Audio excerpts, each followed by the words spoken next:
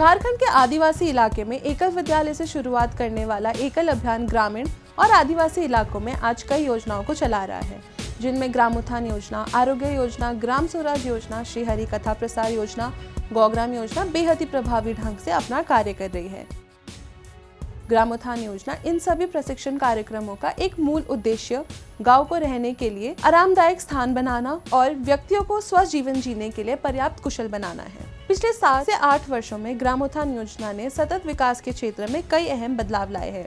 ग्राम उत्थान योजना के इन आयामों ने ग्रामीण क्षेत्रों, विशेषकर आदिवासी और पठारी क्षेत्रों में क्रांति ला दी है। रासायनिक छोड़ जैविक खेती की ओर लौटता भारत।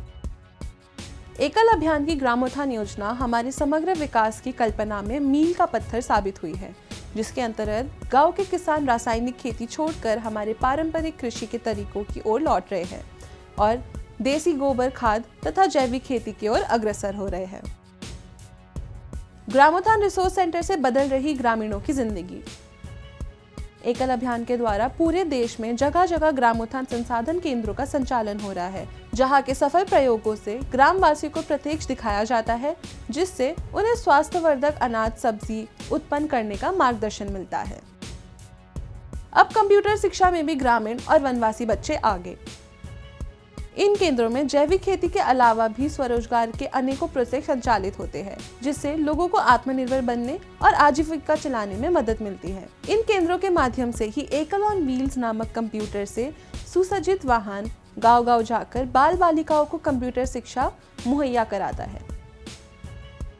आईडीडी सेंटर से ग्रामीण महिला और युवाओं को मिली स्किल डेवलपमेंट की ट्रेनिंग। इन्हीं संसाधन केंद्रों का एक छोटा स्वरूप आईवीडी है, जो 30 विद्यालय ग्रामों के बीच होता है, जो समेकित ग्राम विकास की पद्धति पर कार्य करता है और कंप्यूटर क्लास के साथ साथ टेलरिंग आदि सिखाकर ग्राम की महिलाओं को स्वावलंबी बनाने का कार्य करता है।